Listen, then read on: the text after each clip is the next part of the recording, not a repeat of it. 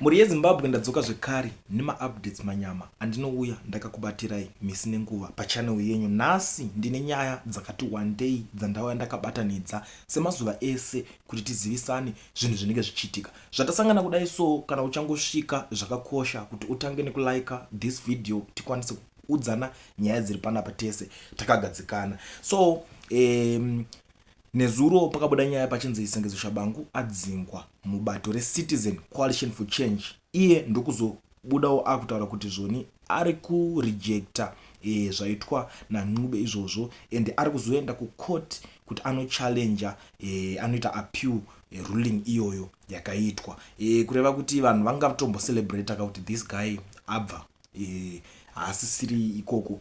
And blame zhinji yakagara yabva yasara kuna Welshman Ncube vachiti kana vanga vane simba rekuita zvinhu zvese izvi kosei vasina kuzviita kubva musi wekutanga paakatanga kuda kurikola vanhu, sei vasina kuda kuzviita. Nyaya yaitaurwa ndekunzi vaviri ava vanoshanda vese, ndo nyaya yaitaurwa kubva mazuva ekutanga. Saka iko zvinezvi hondo yavo ndo payava pakuti Shabangu akuchidzoka and amene kuti comeback yacho ichange yakamira sei. Tobva tapinda panyaya yekuti zvoni vanhu veopposition vari kuda kuti kusaitwe election remuna 2028 kuti vangoti ngatigokontinya tichiita mushandira pamwe kunosvika ku2030 kunobata vision 2030. Asi panyaya iyoyo ndiri kuona mamwe ma-MP vakutanga kuramba kutaura kuti zvinhu izvozvo zviri kurongwa ndezvekupenga, hatikwanisi kunge tichiita zvinhu zvakadaro. Richard Tsvangirai uyo anova mwana wemushakabvu Dr. Morgan Tsvangirai ari kubuda panapa ari kutaura kuti I strongly condemn the idea of postponing election to 2030 which bluntly violates the Zimbabwe constitution. There is absolutely no need for dialogue on this unconstitutional nonsense. The law is clear, respect it. Akubuda pachena kuti zvekuzonzi tinanoda chinoitika pavanhu ava pane rimwe timu rekuti rinenge risingatauri nezvazvo, kozi vamwe vakazondibvunza kuti toda kunyatsoziva kuti ndaanani vanenge vachinyatsoti zvinhu zvakadai ngazviitike vakanyarara vari ikoko. Kune timu rekuti rinenge rakanyarara vanonyatsoziva kuti ivo vakada kuti vabvumidze kuti election iitwe havasisina do rekuti varambe vachiita se vachichirana. And kwane mamwe ma-MP yokuti vatodarika 2 terms dzacho, saka adaunza uda kuramba uchidzokera uchida kungoramba uda kuti uda kufira pa-MP here.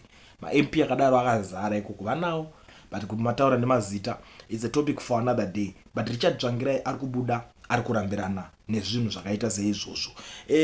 Tobva tasvika panyaya iri kutaurika yekuvharwa kwamashops. Kunana Chiredzi ari kunzi ari empty. Nyaya iri kungotenderera is a trending story iko zvinezvi yekuvharwa kwamashops mahombe. So pakuvharwa ari kuitwa ndiri kuona uyo anonzi Comrade Never Maswera sei ari kubuda ari kuti George would always tell us Mnangagwa was a draft drunkard. Okay Masvingo and okay Chiredzi are now empty. They hyped Wange 7 and 8 have produced nothing for citizens and the country is in darkness. Emmerson Mnangagwa has failed and Zimbabwe cannot continue like this. Ndo yakutaurika manje. George hanzi ndo paanogara achitaura kuti Mnangagwa akadhakwa. Tingati chiko drunkard already chidhakwa. Tingati amen, but ndo imataurire yekuitwa panapa na Comrade Never Maswera sei. Saka kuti vimeno vanenge vachimbopanana information varipo. Handidi kuti muzoti ndindataura kana muzoti ndiri kutsvaga kuti ndimukonzesa kuti munhu adzingwe basa. It's not like that. Ini ndiri kungotaurawo zvandiri kunzwa zvavari kuonesana zvavari kuitana. So muri yeZimbabwe ndo mamwe ema-updates andati ndiuya nawo nhasi ndakakubatirai. Panguva ino ndichakusiyai makateerera audio yandichakusiyai muchiteerera panapa. Mozondudzawo zvamuri kufunga in the comment section, but kana uchinge une something to say, une zvako zvekutaura, basa renhamba idzodzi unongosenda na audio yako pa WhatsApp ndobva tajoina chirongwa toiplaya panapa. Munoona zvinoitika pane vanhu pese maconflicts anowanika, maconflicts kupesana chaiko pakati pevanhu kunowanika. Asi chinhu chandiri kuona chisingazikanwa nemaleaders ndechekuti handizivi kuti ICC yakaisirwei. Usati watanga hondo yako nemunhu wauri kunetsana naye, ICC yakaisirwei? Ndo mubvunzo wandinawo kuvatungamiriri vese kuti ICC yakaisirwei usati watanga hondo yako nemumwe munhu zvako wauri kunetsana naye. Ndo zvatida kuti tibvunzane vatungamiriri vedu vese vavavo. Usati wambotenga kunetsana nemumwe munhu. Mataredzi mhosva yakaisirwei? takataura tikati Douglas, vana Mudzuri, vana Tendai Biti, vana Washman Ncube neuyu Mubvandiripo Chavangu. Hapana kwavanoenda, ende kusina vanhu vanotenderedza upenyu hwavo vanhu pasi. Ende maZimbabwe ndizvo ndo zvinhu zvavakuziva. Munhu wandinonzwira urombo mwana wavatsvangirai, uyo MP yokuNorton, anopenga uya, njere dzake dzakafa. Ndasingafungi kuti munhu uya angabuda muna Wachamisa, nekushinga kwanga kwakaita baba wake, wanga asiri mutengesi. Saka vanhu vakadai Mwari anofanira kutibatsira kuti panosumuka ndege yehondo Vachamisa vakutitungamirirazve rimwe bato. Hatichadi maMP akadai, makansela akadai, hatichavadi.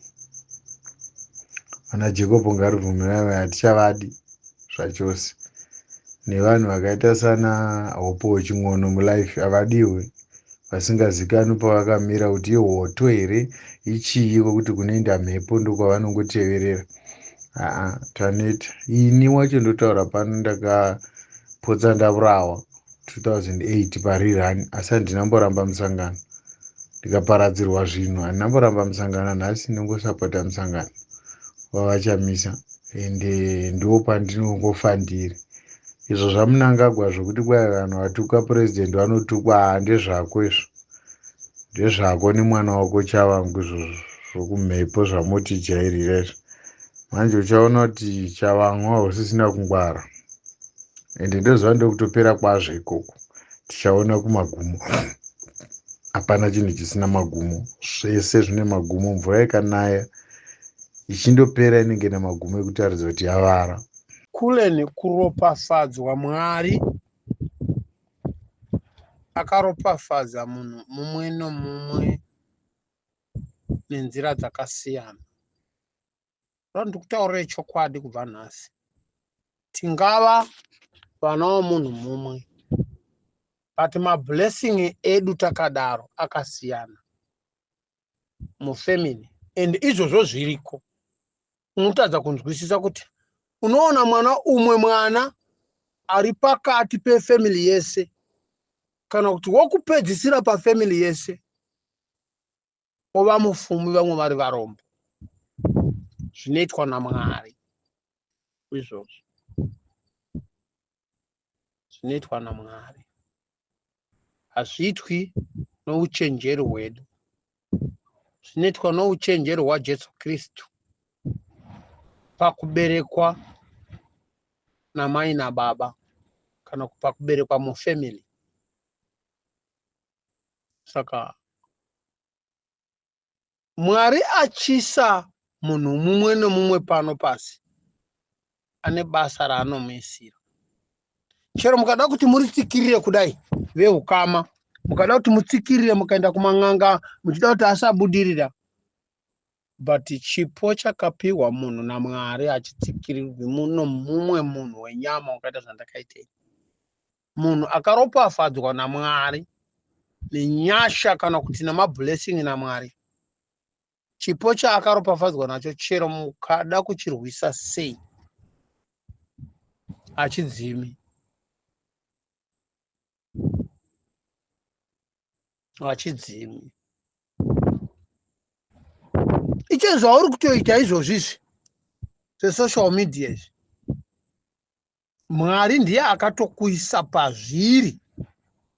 Iyezve ukatarira kwawakabva mafutustepi ako kusvika pawaverapo, une stori dzakawanda muupenyu zvawakazama zvichiramba kusvika wasvika ipapo.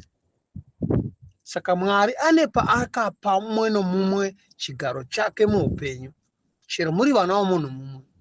Umwe unotongofa iri mbwa, isina kana tse, isina kana bhutsu, isina kana blanketi, kutofa asingazvi chinonzi mubhedha kana cheya.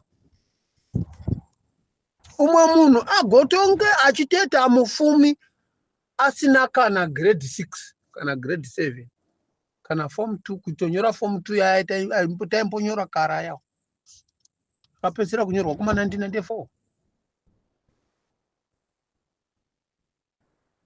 Ndinoda kuzama kutaura kuti munhu vakada kudzvanyirira munhu chipo chaakaiswa naMwari zvakaita Chamisa achidzvanyiririki.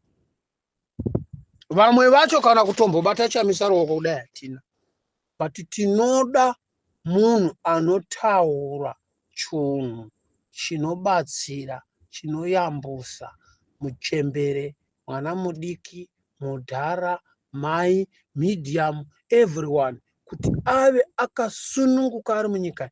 Zimbabwe haina rusununguko iyi. Zimbabwe haina kusununguka, ichakasungika. Nditaurira panyaya yaChamisa, Zimbabwe haisati yasununguka, yakasungika. Hapana rusununguko muZimbabwe. Zvizive izvozvo. Chicho ndochokwadi chiripo pachena. Zimbabwe haina kusununguka. Zimbabwe ichakasungwa. Kana nguva yekuti Zimbabwe isununguke, munhu wose munomuona sezviri kuita kuna China, sezviri kuita muna America. Kuna ma-black American ane ma-millions nama-trillions ari talented. Zimbabwe ine vanhu vari talented vakawanda, kuma-musician, kudoctor, teaching, motor mechanic, boiler making, building, construction, even mamaini chaimo, ma-road construction chaimo,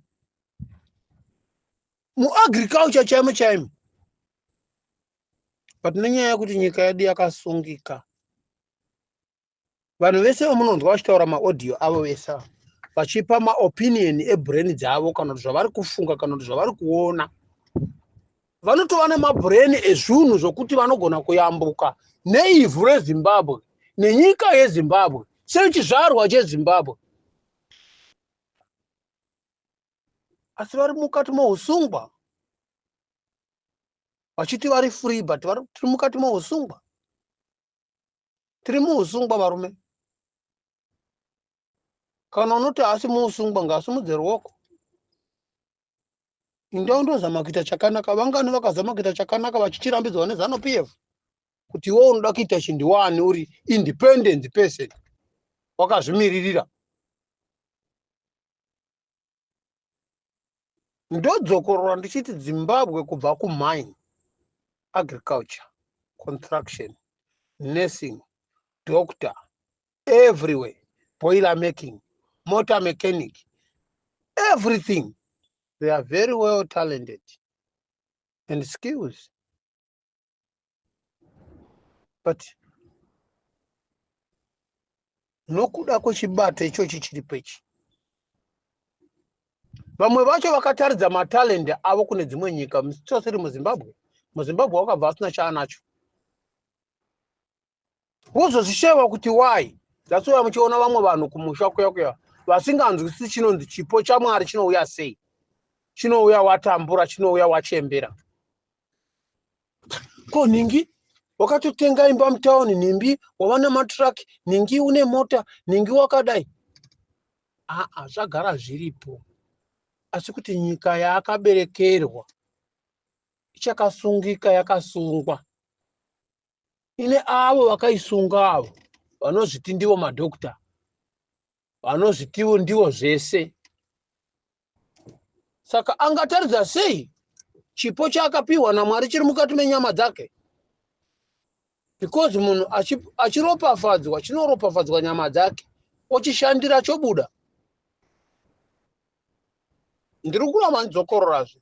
Zimbabwe ine vana vakaropafadzwa vakawanda vanofanira kudero vari matiriyonea. Izvezvi tina maplayers akawanda ari kurefuse kuti I am a Zimbabwean,